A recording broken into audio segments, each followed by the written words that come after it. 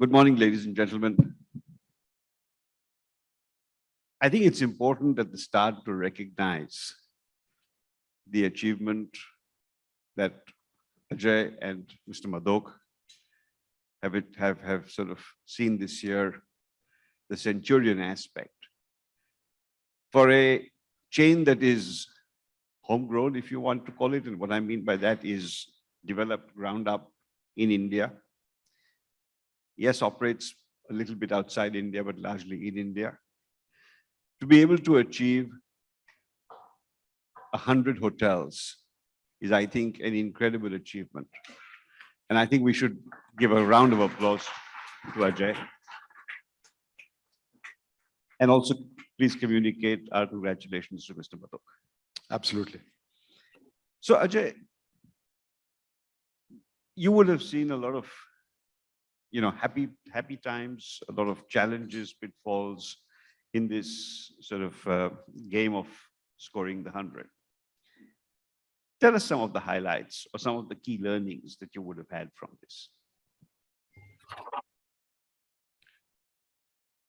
A lot of the time people ask me the question of what was the grand strategy. And quite honestly, we didn't have a grand strategy. It was a step at a time. I remember when I started off in our Delhi office, we had one table in a shared office. And when I say shared office, it was shared office. And a table far smaller than one of these here. And there were 4 of us working around it.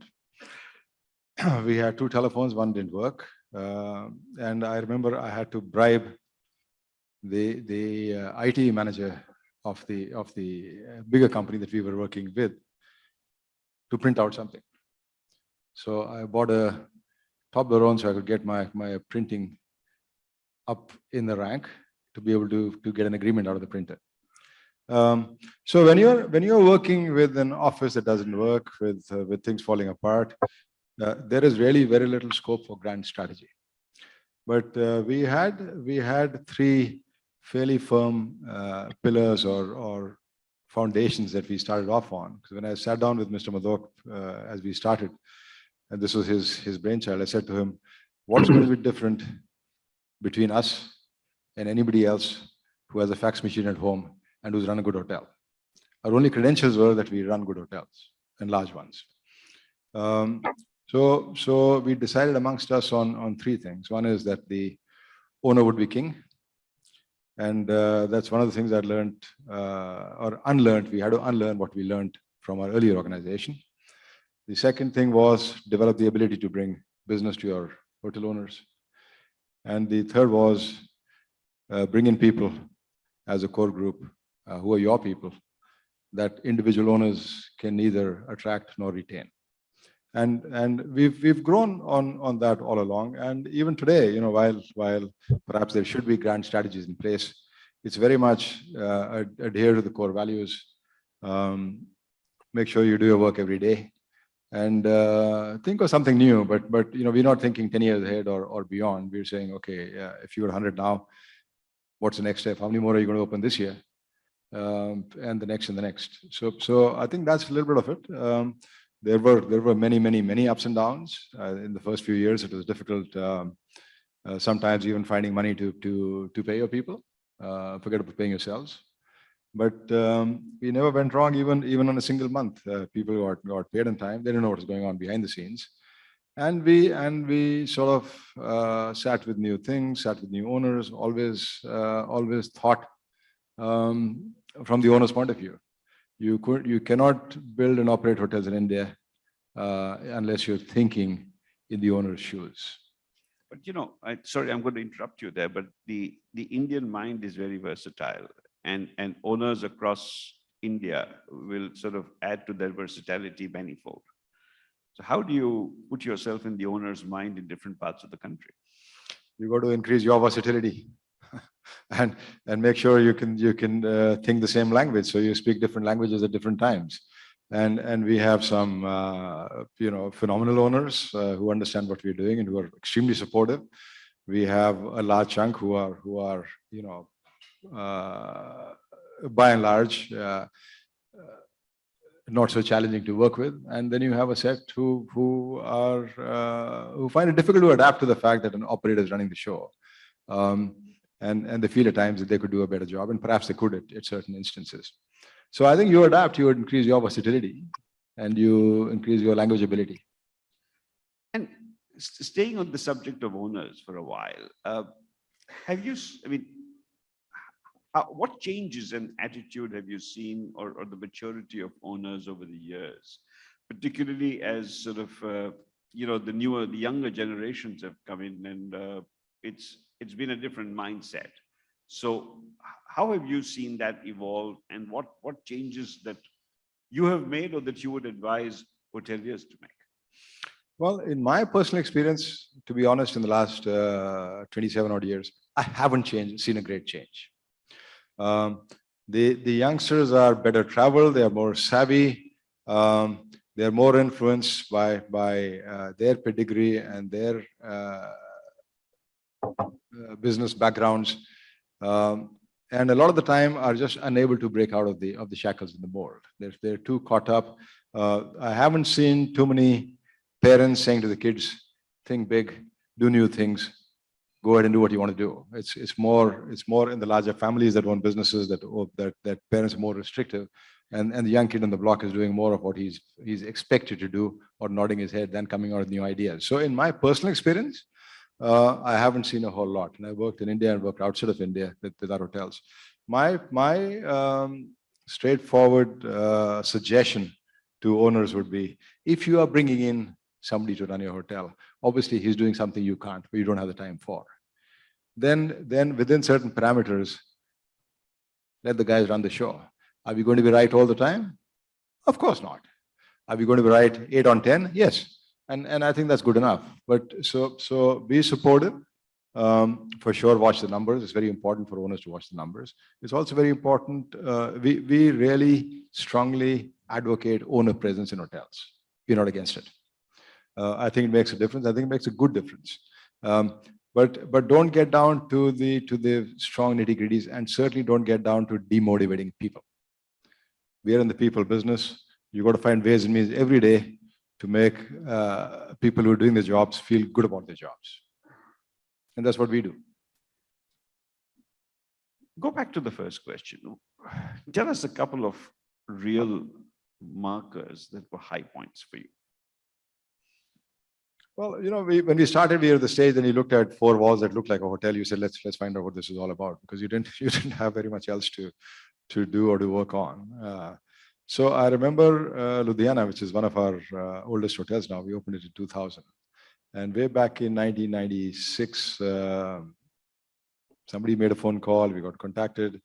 And our owner, Mr. Kangura, he was a youngster then. He said, Ajay, I'll pick you up and we'll drive to Ludhiana.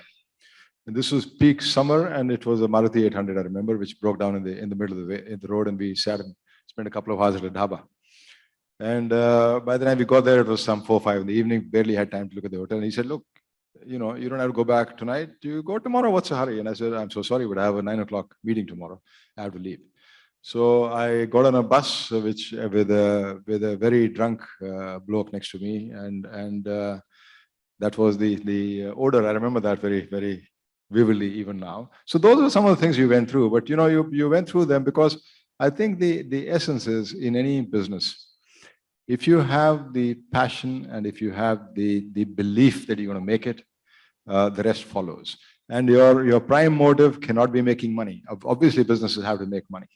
But if you have the passion to say, I'll make this work, and if you then have the sincerity and the belief that it will happen, things happen. I remember my colleagues telling me when I started off, they came and looked at my office and they said, you must be kidding. I would have quit in 2 days' time. And then somebody looked at our first hotel and said, you know what, if I stretch my arms, I touch the walls. This is the Marine Plaza in Bombay. We're still running it 26 years down the line. And so on and so forth. Somebody said, what's this mid-market all about here? Mid-market is rubbish. You started off in deluxe hotels. So you went through all that, but inside you knew here and here that you're going to make things work, irrespective of those things. So I think those are some of the things I remember. Lots and lots of old colleagues. Some of them are still with us, and some of them who've sort of moved on to other greener pastures. Yeah, so effectively, I mean, you can't score 100 without really putting in the hard work and having the confidence that you'll make it. Let's move to Indian hospitality generally. And I'm saying this on all candor. We could have been and we should be much bigger than what we are as an industry. So what is it, in your opinion, that ails our industry? Well, I think the biggest thing we've been talking about for years and years and years is cost of land. The next thing is cost of capital. And we've been shouting ourselves hoarse, saying, call us infrastructure, give us at least 15-year loans. So you have a better, longer period to repay those loans and make your projects more viable. Hasn't happened yet. It's going to happen in the next few years. We are very optimistic, but we don't know. Mr. Kachu is sitting here, and we've been knocking on doors for a long, long time now. On the other hand, if you look at the positives, the smaller cities, the smaller towns, the bigger villages are coming to life now. And you have lots of people there who have been sitting on land with family, et cetera, et cetera. So they're not going out to acquire land, because in a lot of these places, land is not cheap. And so in tier 2, 3, 4, 5, there are hotels coming up that you wouldn't have imagined 10 years ago. Yes, you're right. What is ailing our industry? Largely lack of imagination.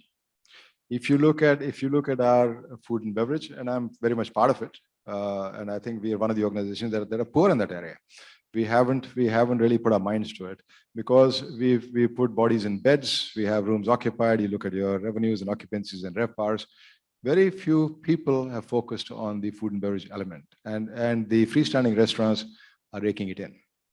So some people, and I have young Rajiv sitting here, did focus on the F&B and made it work.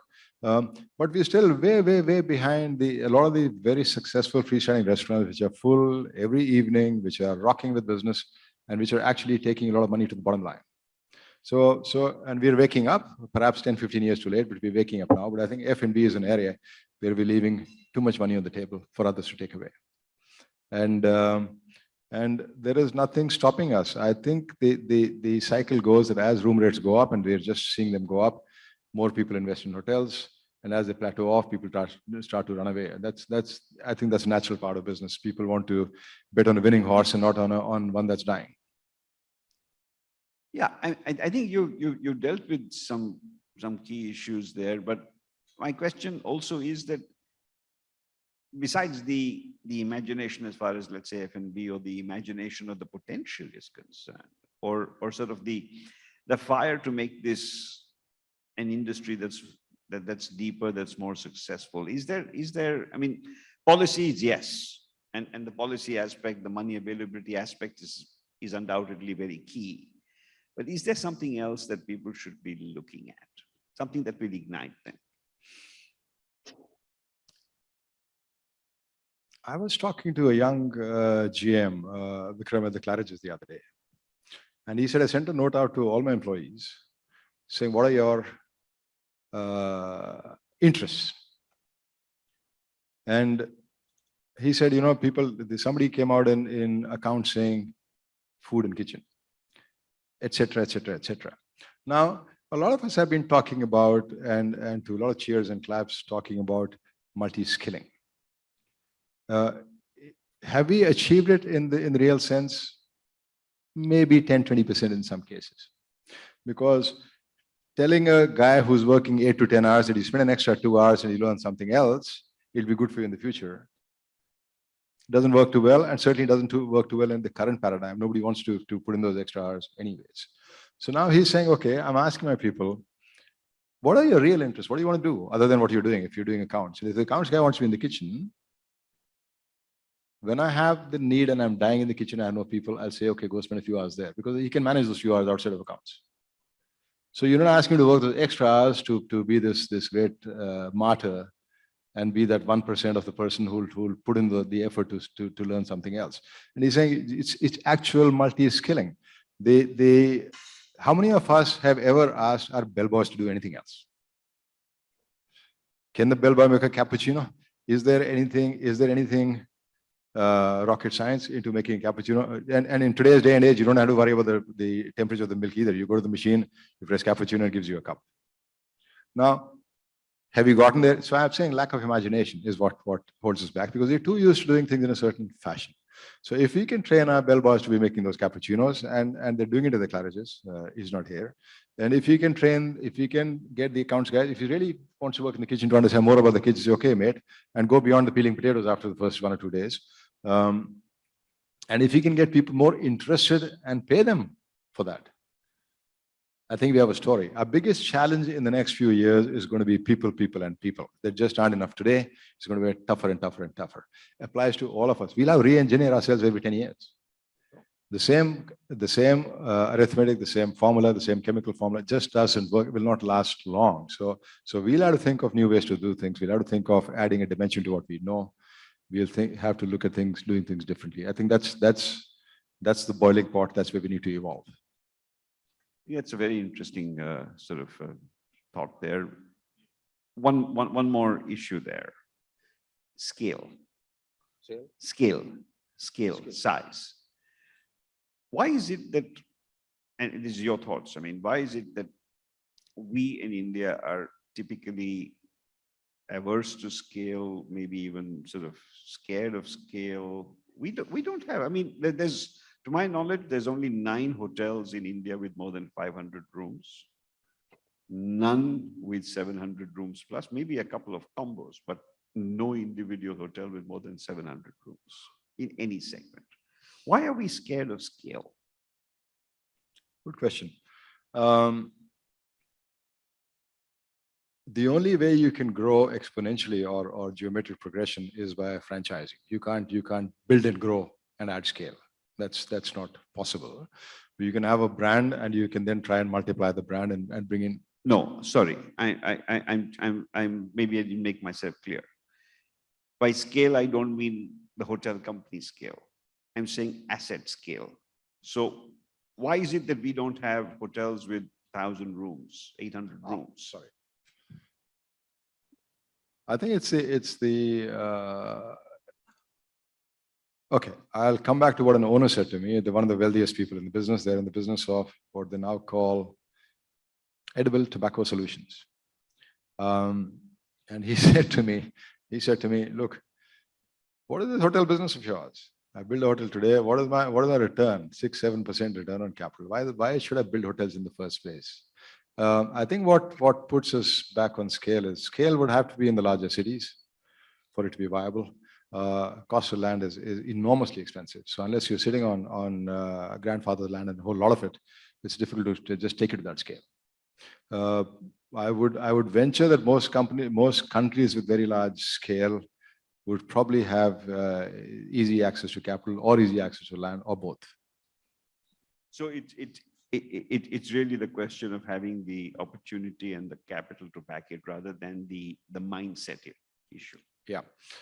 And you know, hotels are you're building assets which are going to pay you over a long period of time. It's not a today or tomorrow, day after tomorrow business at all. But then if you look at return on investment, there is very little or none. Yeah. Sorry, I stopped you on the previous answer because I wanted to specifically come to you with the question on franchising. What is your views on franchising and growth through franchising? Is India ready for franchising? About some 24-25 years ago, there was an FHRAI convention at the Hyatt in Delhi. And I was very sort of new to India and to my role. And I was up on stage and this whole business of franchising happened. And I said, and we believed very strongly at that time, that franchising in the mid-market in India would be an absolute disaster. And when I finished, I had people wanting to lynch me, saying, how can you say something like that on stage? And I said, but I honestly believe that. And if you look at the history of mid-market over the last 25, 30 years, they haven't done too well on franchising. Now, perhaps we've conjured this up in our brains, and perhaps part of the problem is not letting go of a lot of things that are settled here. But if you can control standards and not damage your brand, and it's a tough one. And it's got to be with very strong reins on your development people, because on one hand you're saying develop more. What's your schedule? How many open hotels are you going to open tomorrow, day after, next year? And on the other hand, you know when you're going in for a certain project that these guys are not going to care a damn about your standards. It's going to hurt you. So I think if you can balance that part out and have somebody in that sign-off committee before a project is signed, very strongly examine whether the product is going to live up to your standards. You can build it. It's a tough walk, can be done. Yeah, and the US Sarovar are, to my knowledge, also doing some sort of technically third-party management. I know it's sort of in a closed-knit situation, but it's still very technically third-party management. Where do you see that going as a scale of opportunity in India? You know, over the years, we've had several discussions with some very large companies. Starwood and Starwood, Marriott in bits and pieces, other companies. I've had discussions with the big boys from Best Western saying, how many hotels can you develop for us? So we had lots of discussions. And we said we are very keen for third party. Now, the larger company says to you, oh, but by the way, Ajay, our prices our fees are firm, fixed. There's nothing we can do about those. So how much of a haircut are you going to take? And I think that's a wrong starting point, really, because if only the operator is going to take the haircut and drop his pants and kill himself, it's not a long-term solution. So I think if third party has to grow, and it's huge in places like the US, huge, then both sides have to look at things more pragmatically to make it happen. Yeah, I mean, the math has to add up. The owner is not going to pay more than a certain amount, and it has to work for the operator as well. It just can't work for the brand owner, no question.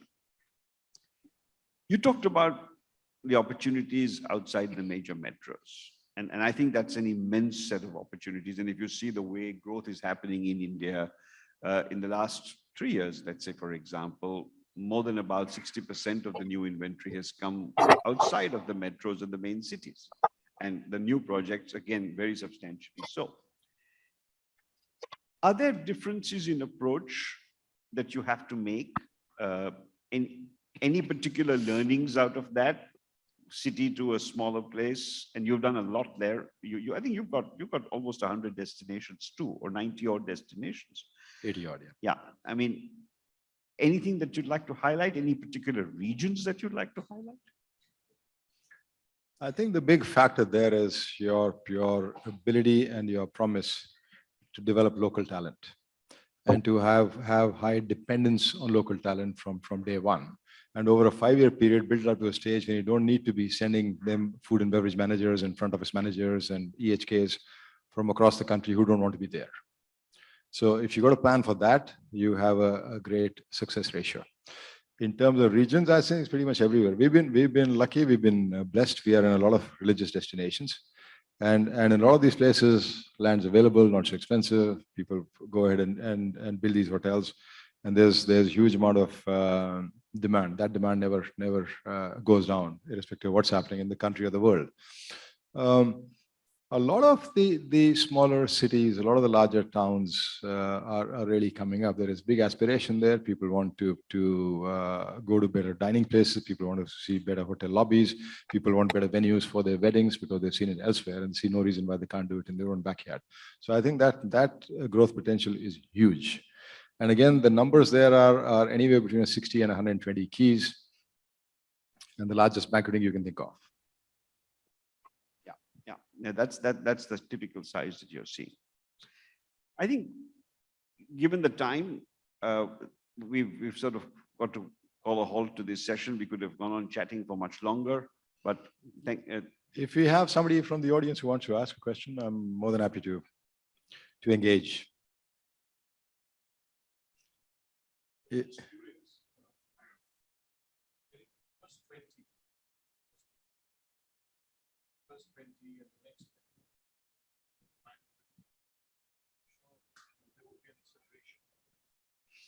Well, the first 20 are always the longest. By the way, Rajiv Kaur and I started our hotel careers together with the Oberois in 1978.